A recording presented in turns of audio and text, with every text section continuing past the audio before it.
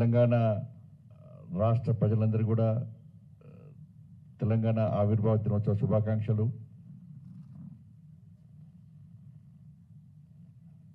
అనేక దఫాలుగా ఉద్యమాలు చేసి తమ ప్రాణాలను అర్పించినటువంటి అమరవీరులందరూ కూడా ఈ సందర్భంగా నివాళులు అర్పిస్తూ వాళ్ళని స్మరించుకుంటూ అందరికీ తెలంగాణ ఆవిర్భావ దినోత్సవ శుభాకాంక్షలు.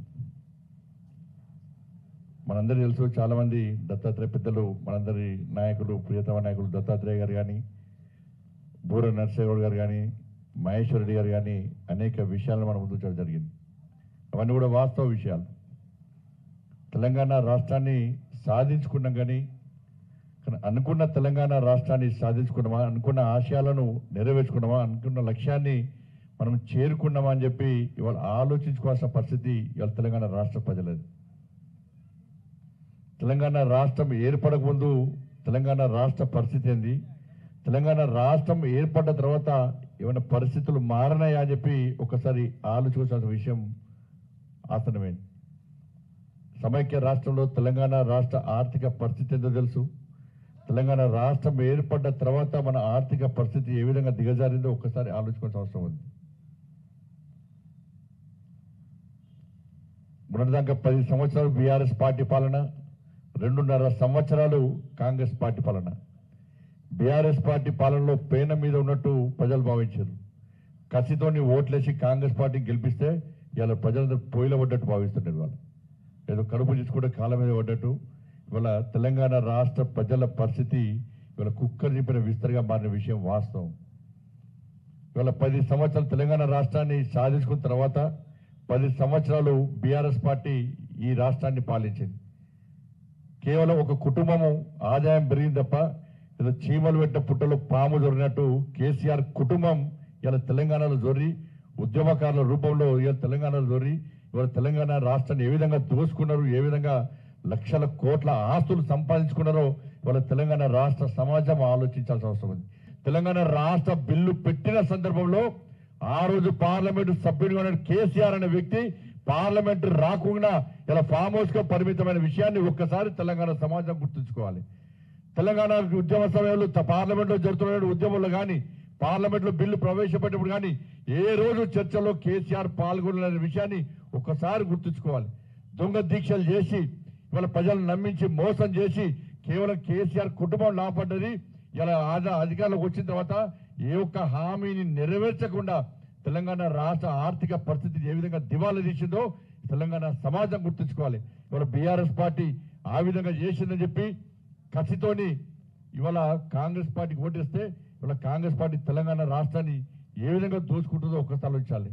ఇవాళ ఈ జనరేషన్ కు RRR భావిస్తున్న ఈ జనరేషన్, కాంగ్రెస్ పార్టీ CCC బాధపడుతుంది. కరప్షన్, కలెక్షన్, కమిషన్ ఇవాళ ఏ విధంగా అవినీతికి పాల్పడుతూ రాష్ట్ర ప్రజలు దోచుకుంటుందో కాంగ్రెస్ పార్టీ ఇవాళ తెలంగాణ సమాజం ఆలోచించాలి. ఇవాళ ఇచ్చిన హామీలు నెరవేర్చకుండా ఇవాళ కొత్త కొత్త పథకాల పేరు చెప్పి ఇవాళ 6 గ్యారెంటీల విషయంలో కానీ 420 హామీల విషయంలో ప్రజలను మోసం చేస్తున్న విషయాన్ని ఇవాళ తెలంగాణ సమాజం గుర్తుంచుకోవాలి.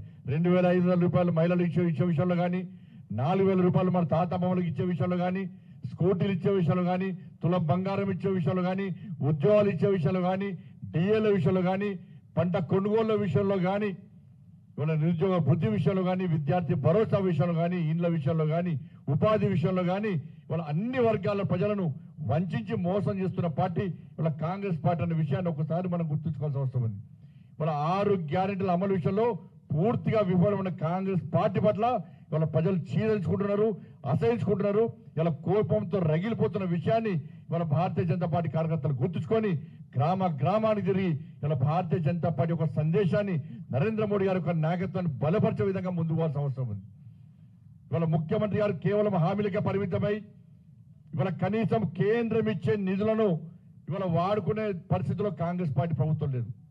ఒకవైపు కేంద్రం ఇచ్చే నిధులను దారి మళ్లిస్తున్నారు, మరొక వైపు కేంద్రం ఇచ్చే నిధులను వాడుకోలేని పరిస్థితిలో తిరిగి నిధులు వాపసు అయ్యే పరిస్థితి ఇవాళ తెలంగాణ రాష్ట్రంలో ఉత్పన్నమైంది.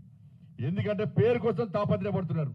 కేంద్రం నిధులు వస్తే దాన్ని వాడుకుంటే నరేంద్ర మోడీ గారి పేరు వస్తుంది, భారతీయ జనతా పార్టీ పేరు వస్తుందని చెప్పి ఇవాళ అడ్డగోలుగా ఇవాళ అవినీతికి పాల్పడుతూ కేంద్ర నిధులు దారి మలుస్తున్న విషయాన్ని ఇవాళ తెలంగాణ సమాజం గుర్తుంచుకోవాలి. తెలంగాణ రాష్ట్ర అభివృద్ధికి భారతీయ జనతా పార్టీ ప్రభుత్వం నరేంద్ర మోడీ ప్రభుత్వం కట్టుబడి ఉంది. ఇవాళ దేశంలో అన్ని రాష్ట్రాలు అభివృద్ధి చెందనే ఇవాళ శక్తివంతమైన భారతదేశ నిర్మాణం సాధ్యమవుతుందని చెప్పి వికసిత్ భారత్ లక్ష్యంగా నరేంద్ర మోడీ గారి ప్రభుత్వం అన్ని రాష్ట్రాలకు నిధులు కేటాయిస్తుంటే తెలంగాణ రాష్ట్రంలో నిధులు దారి మళ్తున్నాయి. ఇవాళ తెలంగాణ కేంద్రం ఇచ్చిన నిధులు అవినీతి అక్రమాలు పాల్పడుతున్న విషయాన్ని ఇవాళ తెలంగాణ సమాజం గుర్తుంచుకోవాలి.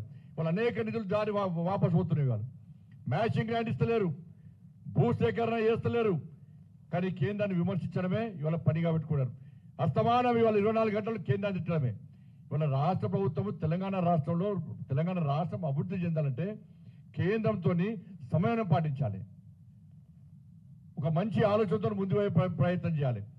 కానీ ప్రధానమంత్రిని కలవడానికి పోతారు, ప్రధానమంత్రి తిట్టిపోతారు. ఇక్కడ అవి మీడియాలో పోతే ప్రధానమంత్రికి పోతాయి.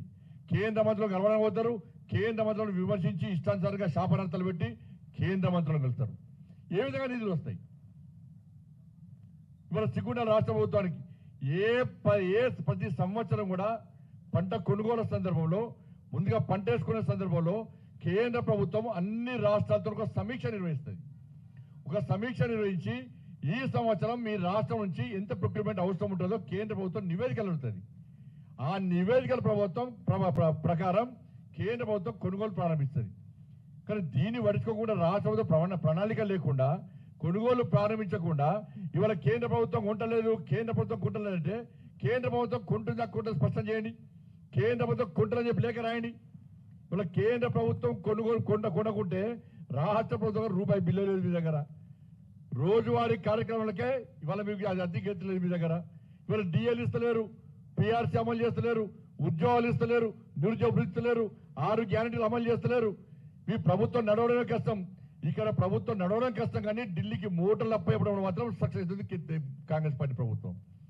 ఇవాళ మహేశ్వరి గారి నేతృత్వంలో, రామచంద్ర గారి నేతృత్వంలో బస్సు యాత్ర చేస్తే తప్ప ఇవాళ ఈ కాంగ్రెస్ పార్టీ ప్రభుత్వం మొద్దు నిధుల నుంచి బయట రాని విషయం వాస్తవం. ఇవాళ బస్సు యాత్ర చేసిన తర్వాత రాష్ట్ర ప్రభుత్వంలో ఒక చలనం వచ్చింది, ఒక ఆలోచన వచ్చింది. భారతీయ జనతా పార్టీ రైతుల కోసం కష్టపడి పనిచేస్తున్నది, ఉద్యమం చేస్తుంది భావించిన తర్వాతనే ఇవాళ భారతీయ జనతా పార్టీ మీద విమర్శలు సాడేసింది కాంగ్రెస్ పార్టీ ప్రభుత్వం. కాబట్టి ఇవన్నీ విషయాలు మనం జాగ్రత్తగా గుర్తించి గమనించి ఇవాళ దేశం ఏ విధంగా అభివృద్ధి చెందుతుంది, ఇవాళ ఇంత ప్రపంచమంతా అతలగుతలమైతే కూడా అన్ని రంగాల్లో ఇవాళ తెలంగాణ భారతదేశం నరేంద్ర మోడీ గారి నేతృత్వంలో ఏ విధంగా అభివృద్ధిలో ముందు పోతుందో ఒక్కసారి ఆలోచించాల్సిన అవసరం ఉండేది.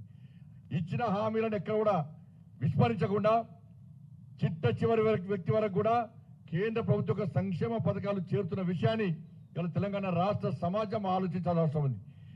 ఏ రాష్ట్రంలో ప్రజల మీద బర్డెన్ లేకుండా, ఏ రాష్ట్రంలో ప్రజలు ఇబ్బంది పడకుండా నరేంద్ర మోడీ గారి ప్రభుత్వం పక్కా 100% ప్రతి సంక్షేమ పథకాన్ని ఇవాళ మీకు అందించే ప్రయత్నం చేస్తున్నది. పేదల ప్రతినిధిగా, పేదల ప్రభుత్వంగా ఇవాళ నరేంద్ర మోడీ గారి ప్రభుత్వం ముందుకు సాగుతున్న విషయాన్ని మనం గుర్తుంచుకోవాలి. కాబట్టి అదే దిశలో ఇవాళ తెలంగాణ రాష్ట్రం అభివృద్ధి చెందాలంటే ఏ ప్రభుత్వం రావాలి, ఏ ప్రభుత్వం ఏర్పడాలో ఒక్కసారి గుండె మీద చేసుకుని ఆత్మవిమర్శ చేసుకోవాల్సిన అవసరం తెలంగాణ సమాజానికి ఉందన్న విషయాన్ని ఒక్కసారి గుర్తుంచుకోవాలి. ఇవాళ కేంద్రంలో నరేంద్ర మోడీ గారి ప్రభుత్వం ఇవాళ తెలంగాణ రాష్ట్రంలో ఏర్పడితే తప్ప ఇవాళ 8 లక్షల కోట్ల అప్పులు తీరాయి. తెలంగాణ రాష్ట్రం అభివృద్ధి చెందన్న విషయాన్ని ఒకసారి గుర్తుంచుకోండి. ఇచ్చే ప్రభుత్వానికి అధికారం ఇవ్వండి, తెలంగాణ రాష్ట్రం అభివృద్ధి చెందుతుంది. వాళ్ళ పక్క రాష్ట్రం ఆంధ్రప్రదేశ్ ప్రభుత్వం అభివృద్ధి చెందుతుందంటే వాళ్ళ అక్కడ నరేంద్ర మోడీ ప్రభుత్వం ఏర్పడది. నీతి రహిత నీతివంతంగా పాలన కొనసాగుతున్నది. కేంద్రం ఇచ్చిన నిధులు సద్వినియోగం చేసుకుంటున్నారు, నిధులు దారి మళ్లిస్తలేరు, నిధులు వాపసు పోతలేవు. వాళ్ళ బీజేపీ పాలిత రాష్ట్రాల్లో అభివృద్ధి చెందుతుందంటే నీతి నిజాయితీలో కమిట్మెంట్ తోని, ఒక నిబద్ధతతోని ఆయా రాష్ట్రాల్లో ప్రభుత్వం అవినీతి రహిత ప్రభుత్వాలుగా వాళ్ళ ముందుకు సాగుతున్నాయి కాబట్టి అభివృద్ధి చెందుతుంది. వాళ్ళ తెలంగాణ రాష్ట్రం పూర్తి అవినీతిమయమైంది. బీఆర్ఎస్ పార్టీ పాలన అవినీతే, కాంగ్రెస్ పార్టీ పాలన అవినీతే. ఇటువంటి పరిస్థితుల్లో ఇచ్చే ప్రభుత్వానికి అధికారం ఇవ్వండి, నిధులు ఇచ్చే ప్రభుత్వానికి అధికారం ఇవ్వండి, నిజాయితీగా పాలించే ప్రభుత్వానికి అధికారం ఇవ్వండి, నిబద్ధతతో పాలించే ప్రభుత్వానికి అధికారం ఇవ్వండి, కమిట్మెంట్ తో మీ గురించి ఆలోచించే ప్రభుత్వానికి అధికారం ఇవ్వండి. అటువంటి పార్టీకి అధికారం ఇస్తే తెలంగాణ రాష్ట్రం అభివృద్ధి చెందుతుంది తప్ప ఈ తెలంగాణ రాష్ట్రాన్ని ఎవరు కాపాడేటువంటి స్థితిలో లేరన్న విషయాన్ని తెలంగాణ సమాజం గుర్తించాల్సిందిగా మీ అందరికీ విజ్ఞప్తి చేస్తూ, అందరికీ ఇచ్చిన అధికారం ఒక్కసారి ఇవ్వండి బీజేపీకి అవకాశం. ఈ తెలంగాణ రాష్ట్రం ఏ విధంగా అభివృద్ధి చెందుతుందో మేము చూస్తాం. కాంగ్రెస్ పార్టీకి అధికారం ఇచ్చారు, టీడీపీ గతంలో అనేక పార్టీకి అధికారం ఇచ్చారు, బీఆర్ఎస్ పార్టీకి అధికారం ఇచ్చారు, అప్పులు పెరుగుతున్నాయి తప్ప ప్రజల సంక్షేమం ఏ విధంగా పెరుగుతలేదు, ప్రజల సంక్షేమంగా బతికే పరిస్థితి లేదు, సంక్షేమ ఫలాలు మీకు ఎంతలేవు. అందుకే అందరికి ఇచ్చారు అధికారం, బీజేపీకి ఇవ్వండి ఒక అవకాశం.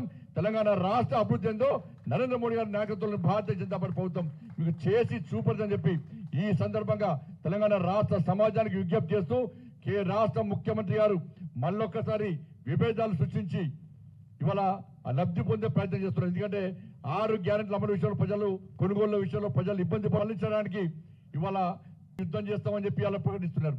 కాళేశ్వరం విషయంలో మహారాష్ట్ర విషయాన్ని రాష్ట్ర ముఖ్యమంత్రి గారు మర్చిపోయినట్టున్నారు. విషయంలో ప్రాణహిత చెవులు ఇతర విషయంలో పక్క రాష్ట్రంతో ఇబ్బందులు ఉంటే కలిసి కూర్చొని ప్రయత్నం చేయాలి.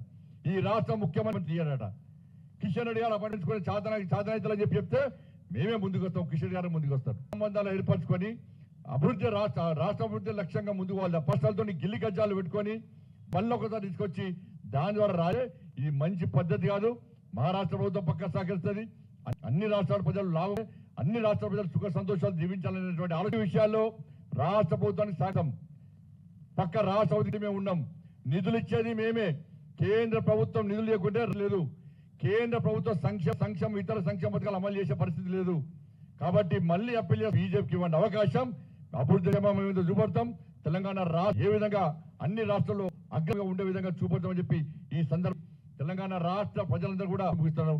జై శ్రీరామ్, జై తెలంగాణ.